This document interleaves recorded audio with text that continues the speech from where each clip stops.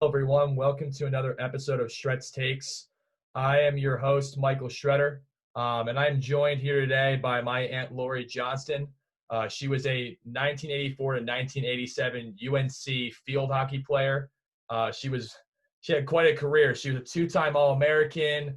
She was a finalist for the National Player of the Year, which is called the Honda Broderick Award. She won the Jim Hebner Award, which is awarded to the player with the highest GPA in a certain major, and hers was sports broadcasting. And she was three-time All-ACC, voted top 50 player in ACC history, won 4 ACC titles. And lastly, she was a former USA national team alternate in 1988 Olympics. She was on the national team for 4 years, but they didn't qualify in 1992. So she retired after that and now is working in emotional intelligence. And again, yeah, she's just a great influence for me, and I'm really glad to have her on. So Aunt Lori, thank you so much for being on. Yeah, you're welcome. Happy to be here, Mike. So I think just get right into it. So, obviously for people who don't know, your father and my grandfather was an NFL player and an NFL coach. How did basically living under that inspire you and motivate you to become the athlete that you did, and even just what you're doing today? Yeah, it's really funny. I think, uh, my dad, your papa, was gone a lot. He worked a lot, right? NFL coaches aren't home all the time. And he had 5 kids. I was the middle of the 5 kids. And I realized at a pretty young age that I was pretty good at sports. I would play soccer or basketball or softball, and I was pretty good. And I realized it was a great way for me to get attention. So when you have somebody that is, somewhat famous, a defensive coordinator of the Philadelphia Eagles or something, and people want his attention all the time, well, so do his kids. So I, at an early age, recognized that being good at sports was a way to, get my mom and dad's attention when there were 5 of us. Then it moved into more of really understanding where you can go in sports. I don't know, back in when I graduated high school in 1984, and Title IX had not been around that long. And it was really my dad, because of his connections that he had in the NFL and because of his connections at the NCAA level, it was really my dad who would come home and say, Lori, you could get a scholarship for this. Like, if you really put your mind to it and work hard, did you know that you could actually get a scholarship and go to college for this? So that's really where he was the biggest influence on me. Yeah. Yeah, something I was gonna say too is just like for me as an athlete too, like I play basketball at Amherst College, and Papa was a big influence on me as well, because people don't realize this, but when you're when you're older, you have a lot of wisdom, and the fact that he also has had a lot of experience. He would always kind of give me these things after games that my dad would not tell me, because he give from the athlete's perspective. He kind of just tell me like what I should be doing certain ways. So hearing that is interesting enough, because it also must have been weird too, moving around all over the place too. At least my mom's experience was like that too. So getting to the second question, what was it like playing at Shawnee, and how did that influence you to go to UNC specifically? Yeah. So we moved to Medford, New Jersey from Georgia. We had lived in Atlanta, and I was in middle school. And as a kid, I played soccer. That's what I played. That's my big soccer was the thing I was really pretty good at. And we moved to New Jersey, and I kept playing soccer. But when I got to Shawnee freshman year, there was no soccer. There was no such thing as girls soccer. There was boys soccer in the fall. But at that time, New Jersey high school athletics did not have women's soccer. Women in the fall played field hockey. That's what you did in South Jersey. And Shawnee had a really good field hockey team. Freshman year, all my friends were going to play. So I thought, well, what the heck, I'll give this a try. And I went out for the team and, learned how to play field hockey my freshman year. By the time I graduated, not only myself, but also one of my teammates, we had been state champions a couple times at Shawnee. I don't remember how many times. It was either 2 or 3. But one of my teammates, the co-captain with me, she had gotten a full ride to University of Iowa, and I did the same for University of North Carolina. So we ended up, playing each other in college. And but going to Shawnee was a pinnacle point, because it really was one of the top schools in the country for field hockey. So if you were good at Shawnee, you got a lot of looks from college coaches. Yeah.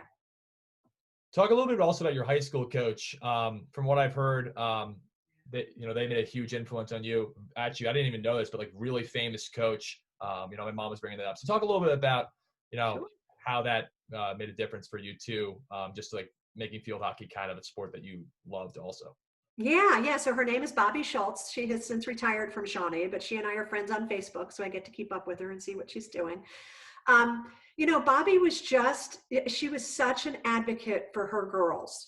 She would always call us, her girls. And she directed us to uh, the different Olympic developmental camps when we were a young age. She worked us so hard. Shawnee was so good because she worked us so hard. So I'll give you an example. After games, you play a full field hockey game in the fall. After our games, she would have us run.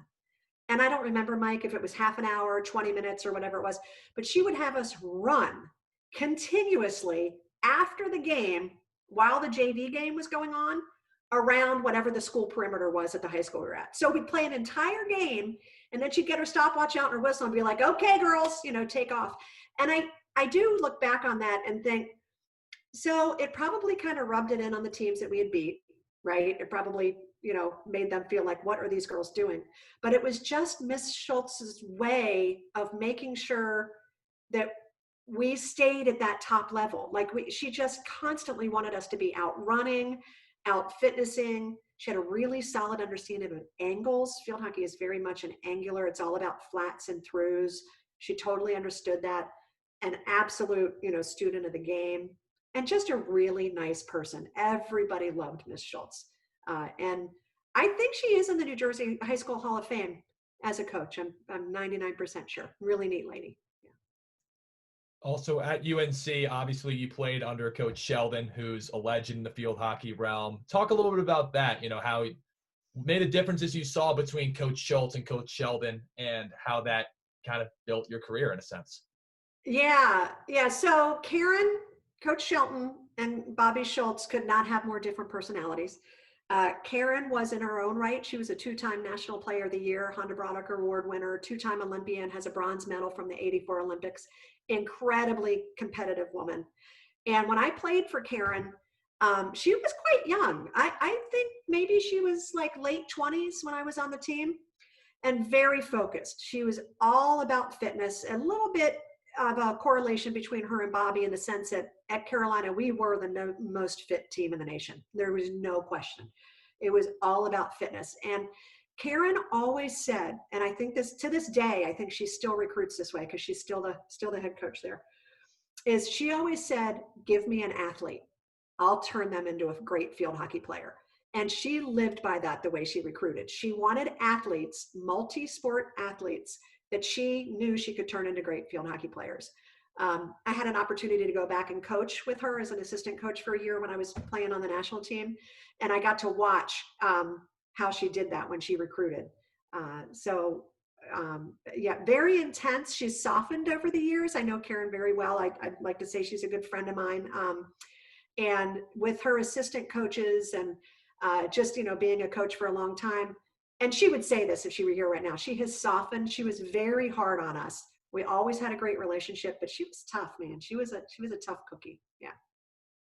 So a lot of times, you've probably heard of at least the Last Dance documentary, and people have discussed like the really harsh leaders like a Michael Jordan, and maybe, the guys who maybe are a little bit nicer to your teammate, a little bit pick you up a lot more, don't yell. Did you like the fact that she was extremely tough on you, though? Like, did that make you a better player than maybe someone that being a little bit more, I guess, nicer to you? Because, in my opinion, I prefer a coach that at least, like, will be positive to you, but also, like, be tough on you when they need to be. Did you think that benefited you as well, just having a really tough coach on how you played?